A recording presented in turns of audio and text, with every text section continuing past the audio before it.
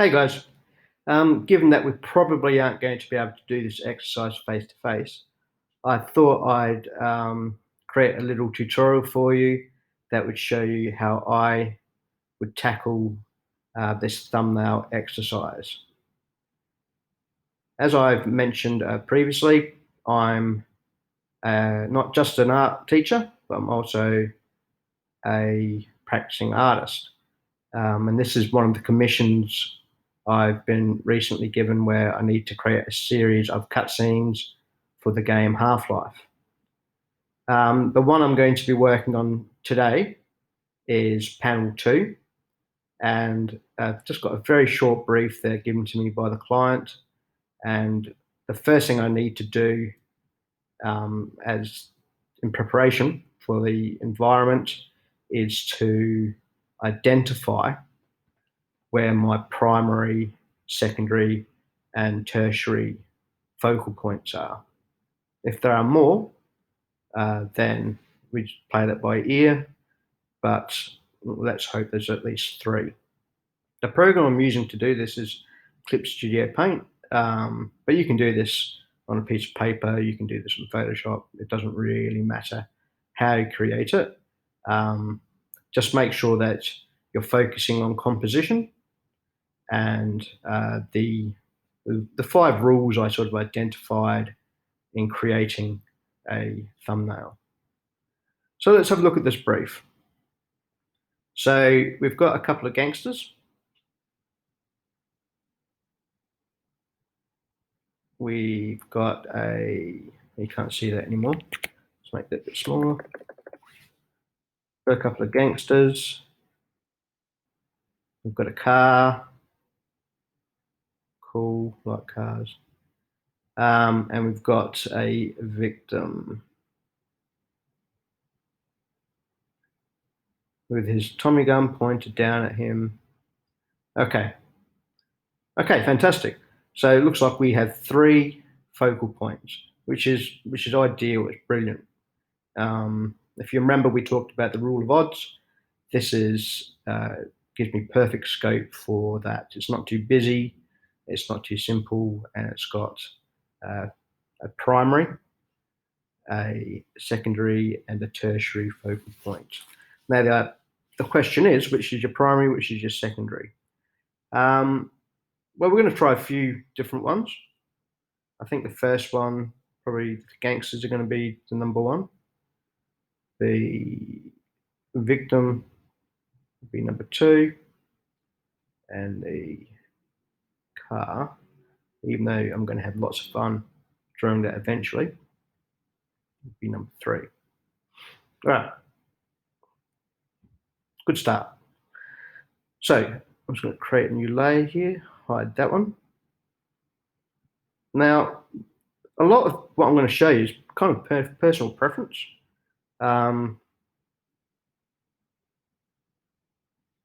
Just the way I approach these sorts of exercises. Heaps of people do it heaps of different ways, but this is my preference. I really struggle with having a white canvas. If I see a white canvas, it's kind of a bit intimidating for me. So I kind of always drop a grey gradient in there, or a grey flat color in there, just to instantly I feel a bit more comfortable. Now I want to create a series of different shaped canvases. And I've asked you guys to do 5 different thumbnails. So that's what I'm going to do as well.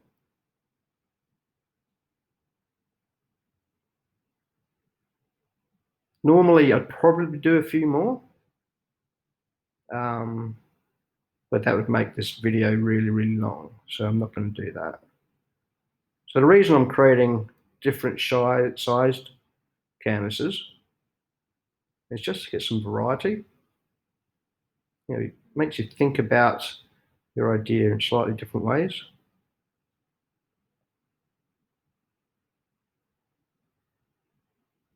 So square ones, vertical ones,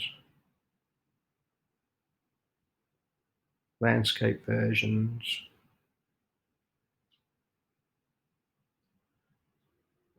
What else?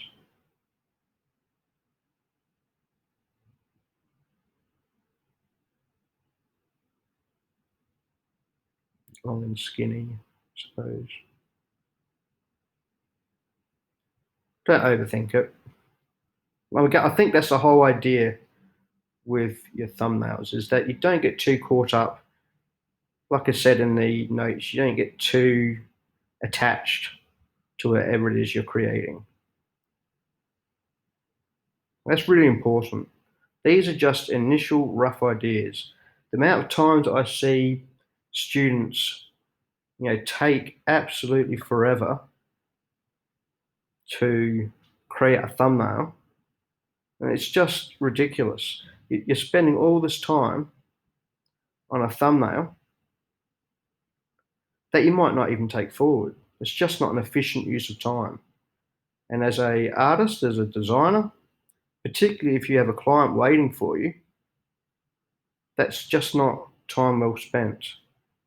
You're going to find a lot of your time is spent on doing the artwork itself, and it's kind of pointless spending lots of time on thumbnails if 99% of them aren't going to make it to the end product. Okay, so 1, 2, 3, 4, 5 different size canvases. Good start. Now, the first thing I'm thinking about is my composition. So where are the 3 focal points going to be? So let's just get a black. As we sort of identified, the 2 gangsters are going to be the first focal point. So let's just try something out. Get that pen to work. That was going. Let's try that again. So we've got a guy. Don't forget, these are really rough guys.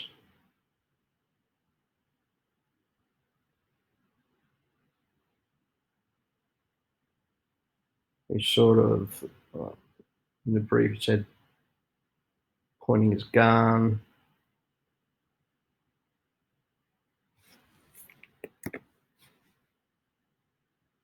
This is the advantage of doing it digitally. You can sort of move this around a bit. Mess around with the scale as well.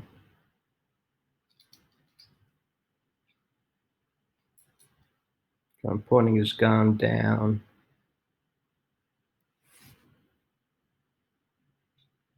At the victim. Yeah, maybe it even goes knee on top.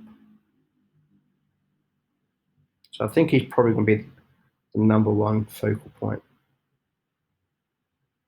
Poor guy down here. Lying a bit prostrate, going, no, don't shoot me. I'm innocent, I tell you. If you talk while you create art, don't feel weird. I do it like all the time. Maybe it is weird. See, now I can sort of move this around a bit as well and go, okay, does he look good in the rule of thirds? Let's put in the other elements and we'll see. We'll put them in the sort of rule of thirds, if you remember that grid, so that the focal point's there. I'll draw the grid up for you, actually. We'll use it again and again. We'll just eyeball it. Oops.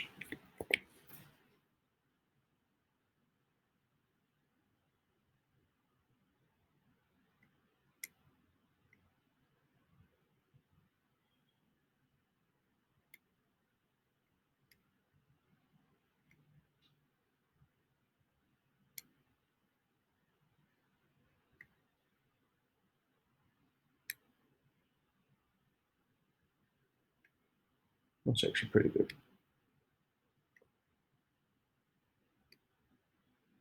It's not mathematically completely accurate, but it gives us an idea of whereabouts we should be. I actually want. Okay. Yeah. Okay. So yeah, that's pretty not too bad.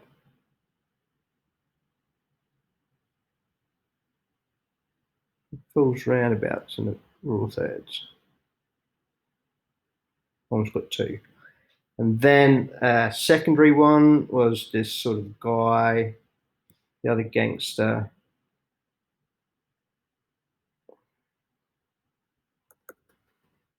Leaning against the car.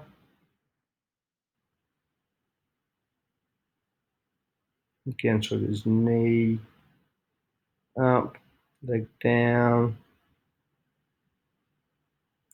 smoking, according to the brief.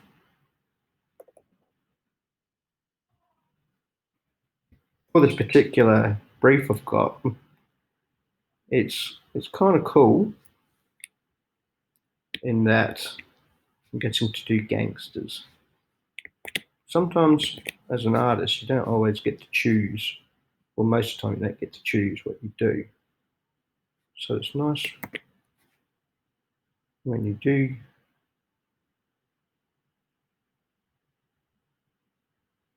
And the brief that you do have is actually something you quite enjoy doing. And I love art noir and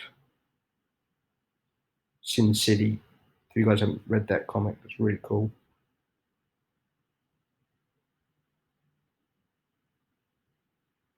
So I'm quite enjoying that particular brief. And finally, we will have the car. I don't really know what this car looks like at this stage, so I'm just going to do a real simple one. Put a bit of perspective in it as well. Those old 1920s cars. Again, I don't really know. That looks huge.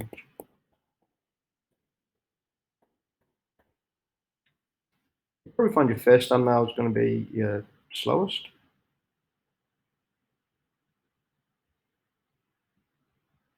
You're sort of figuring things out a bit.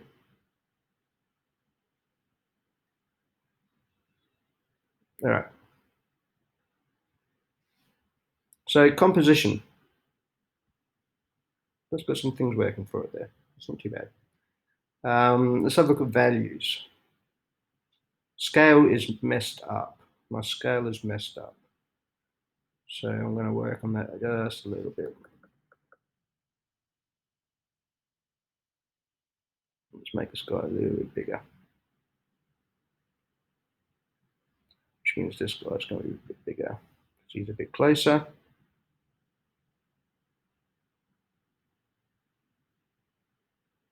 Yeah, that's a bit better.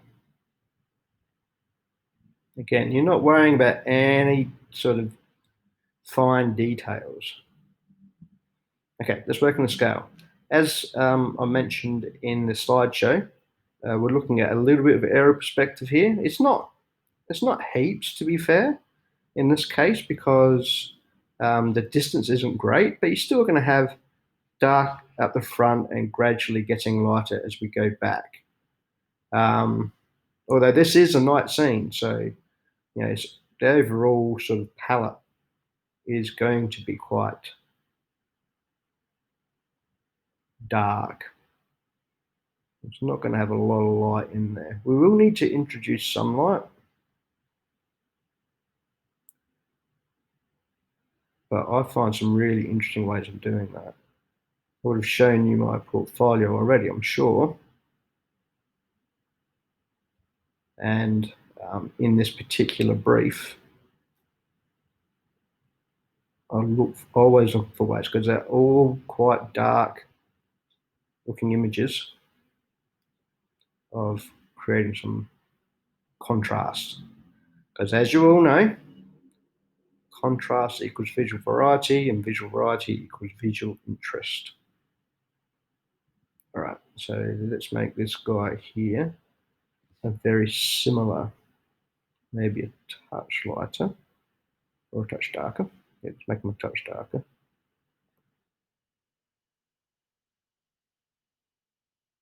Just so he stands out a little bit from the car. And then in the background, we're going to have being a little bit light. Oops. It's being a little bit lighter. Yeah, maybe from a street lamp or something like that.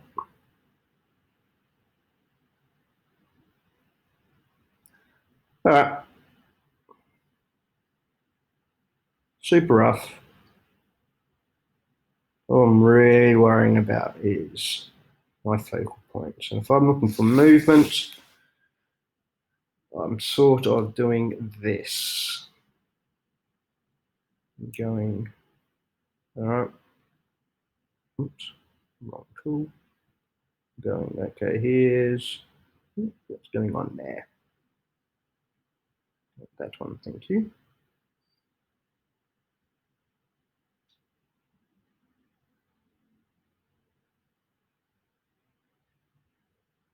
Going, okay.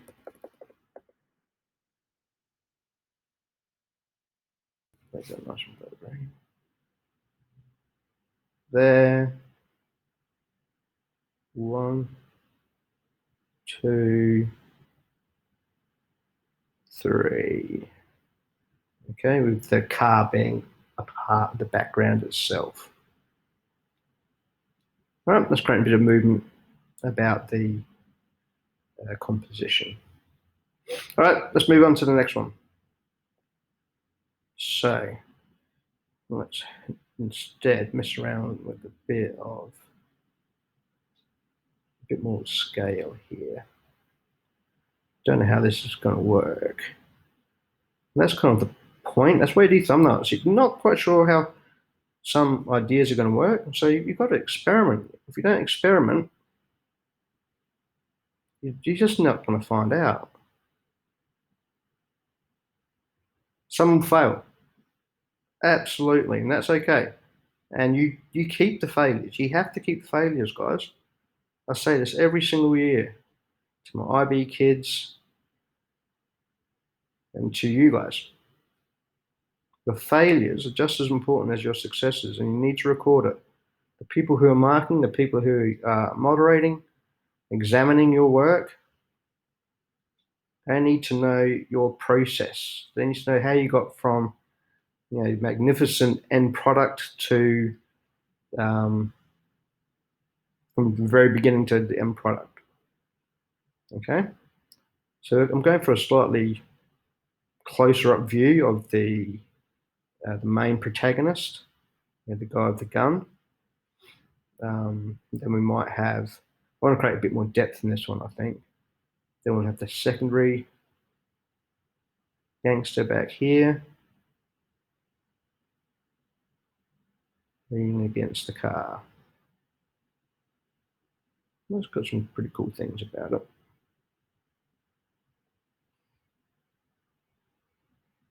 These people and car, they're all shapes at this stage, okay?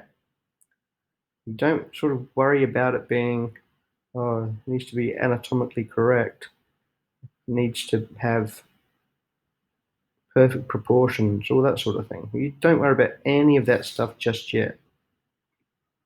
We're just solely concerned about basic rules of composition, scale, values, movement. And maybe the car's facing these guys now. Yeah, scale, movement, values, composition. So maybe we're getting a whole heap of light. Maybe the car lights are on. So there's a whole heap of light coming onto these guys, almost silhouetting them from behind. So you get some nice rim lighting going on there. That's actually got a lot of potential. Not too sure I like all the space up here. So maybe, if that's something we need to worry about when making a decision. Okay, next one. Now, these ones might be interesting. I think the landscape ones are probably a good start. I don't know how these next ones are going to work, but we'll give it a go. Okay, so maybe we're going to show a bit more sort of looking up at the scene. So the back of the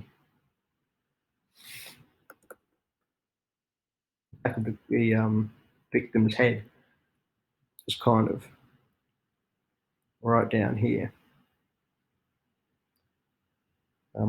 Sorry, let's have a look at that. See if this works compositionally. This becomes your primary focal point now. And then it sort of takes down there, your secondary, and up to your tertiary. Yeah, that's a really nice composition, actually. This one's a bit sort of stretched. This one here is a bit stretched out. I think that works really well. All right, back to this one. And so maybe we've got a real sort of, well, it's too big, but you'll get the idea.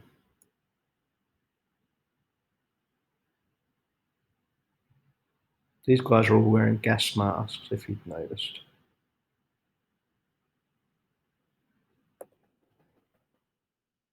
Really looking up at them. This is actually could be really dynamic. I don't know how I'm going to fit the gun into all these, but again, details. Like any sort of artwork you guys are ever going to do, doesn't matter what it's for, you start basic and you finish with complex. Okay? You build up to the details. You never go straight into the details. It is pointless. There is no use at all in creating a perfectly rendered tree. It could be the best tree that's ever been created. It's pointless creating that sort of tree if you then place it into a really inappropriate composition. It will just kill everything you're trying to communicate.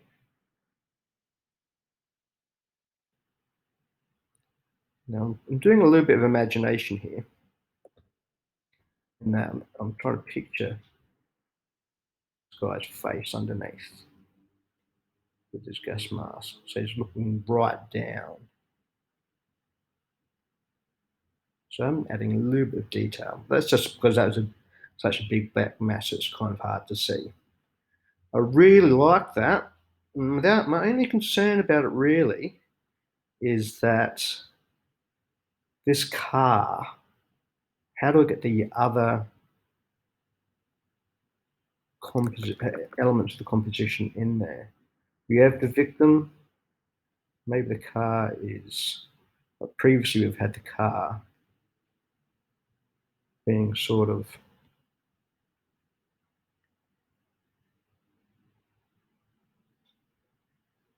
facing or 3/4. Maybe the car is in profile.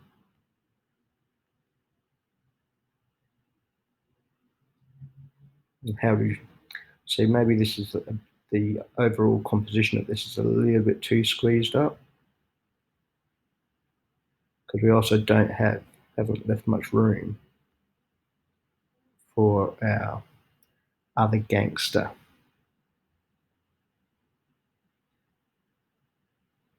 It's sort of bunched up here.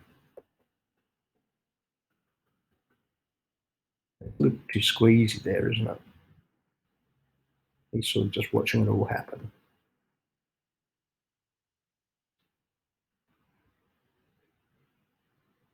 So this particular composition, I'm loving this.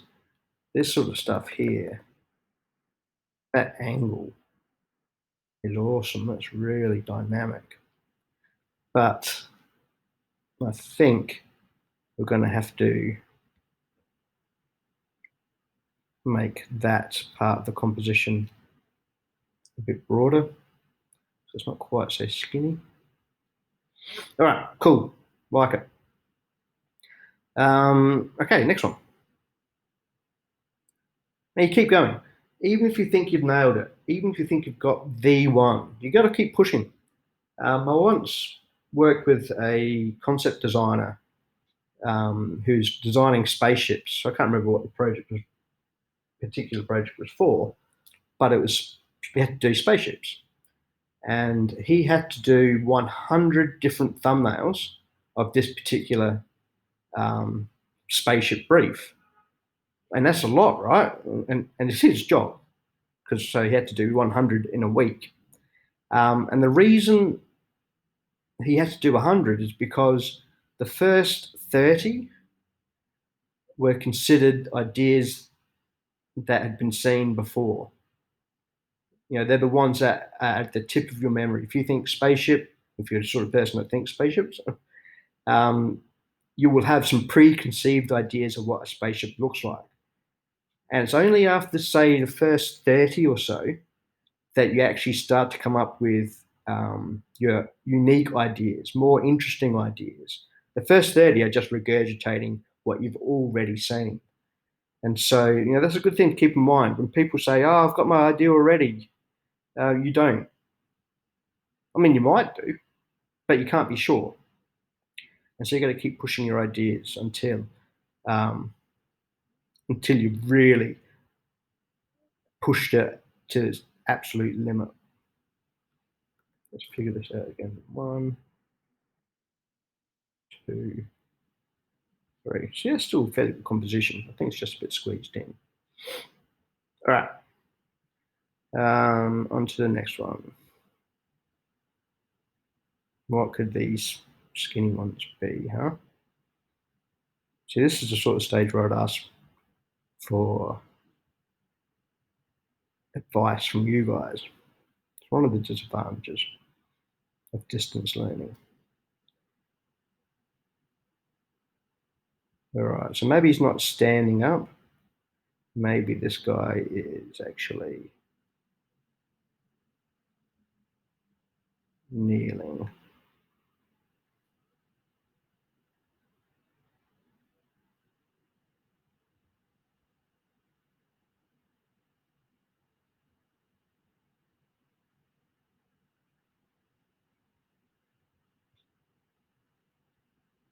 Well, it's quite a violent scene.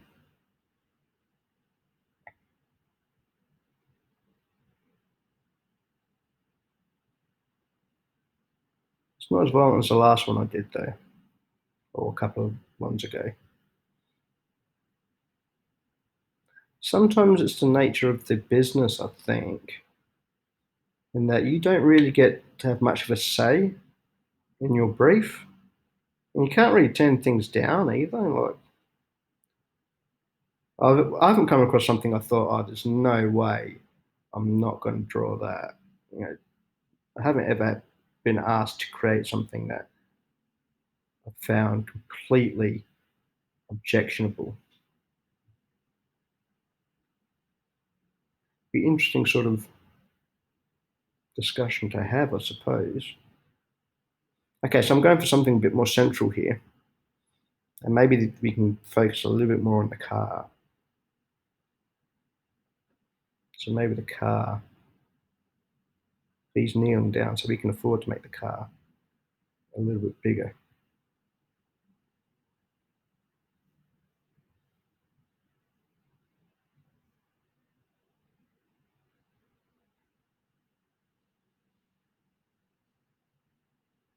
And again, I think it's going to be great to have light sources coming from the headlights. Again, we let the poor guy waiting for this all to be over to the side.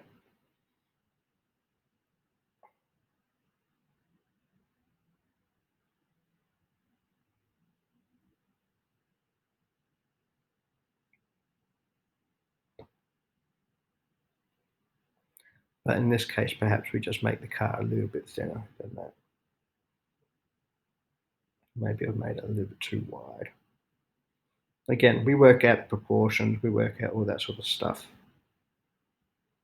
at the next stage. At this stage, we're just trying to get an interesting composition. Yeah, I don't know. Don't know about that one. Maybe if this was a little bit more sort of heading this way. Not so much. Or either that or right down the middle. Maybe this ends up being a bit more of a central composition. I don't know. Yeah, not so convinced about that one.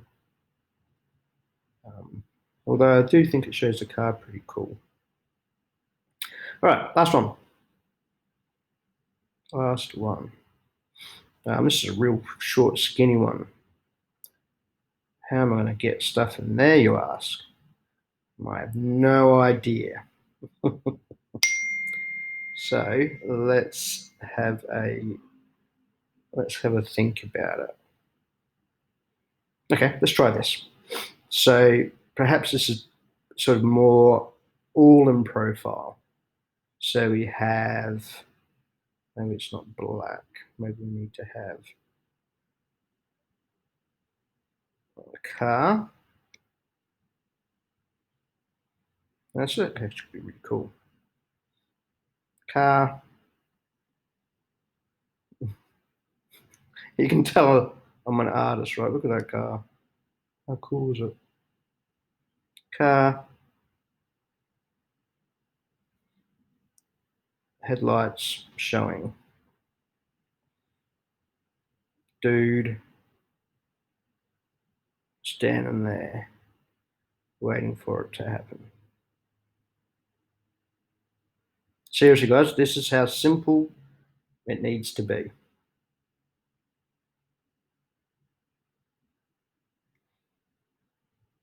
In the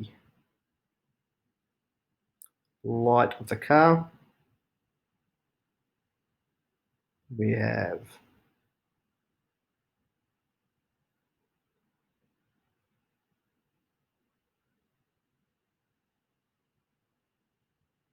gangster. Oh, that's actually pretty horrendous. Has to be able to be communicated. I don't think that was communicating much at all, to be honest.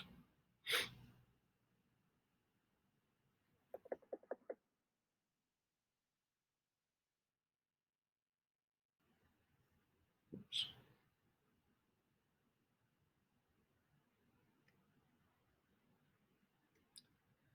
And silhouettes of sort of dude on the ground, arms flopped back, being sort of partially picked up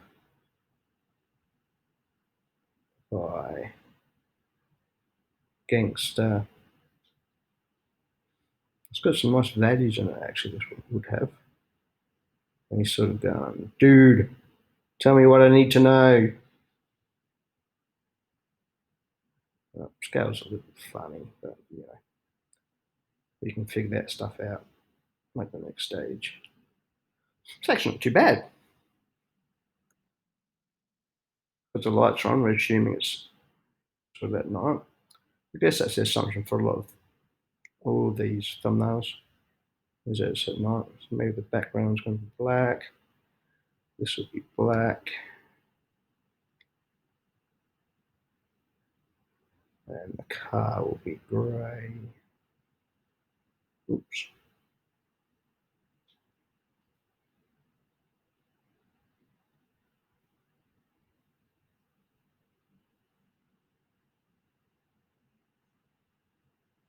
He'll be standing against a window, so we'll be able to see him pretty well. Maybe the tyres are black. Okay, it's not actually too bad, you know. It's an unusual sort of composition. but it gives a different spin on the story. Okay, so once you have those 5 thumbnails, guys, for this particular exercise, that's all I want you to do. It's just do 5 different thumbnails, focusing on the following things. I want you to focus on the composition.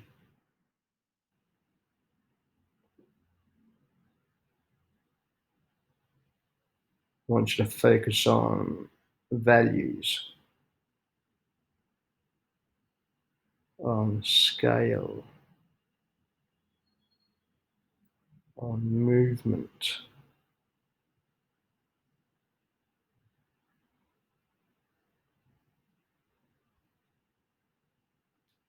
What else was there? Yeah, I think that's about it. So focus on those things when you're doing your composition, guys. I want you to base your brief, I guess, on a dragon's lair. Yeah, create your own version of a dragon's lair. Okay? No details, just basic thumbnail compositions. Again, you can do this however you want. Pen and paper is great. Texter on paper is great. In fact, that's awesome. It stops you being really detailed. I don't want any detail, okay? Just basic composition like you see that I've done today. Yeah, based upon the dragon's lair, okay? Good luck. Email me if you have any questions. And yeah, we'll examine your work next week. Thanks, guys. See ya.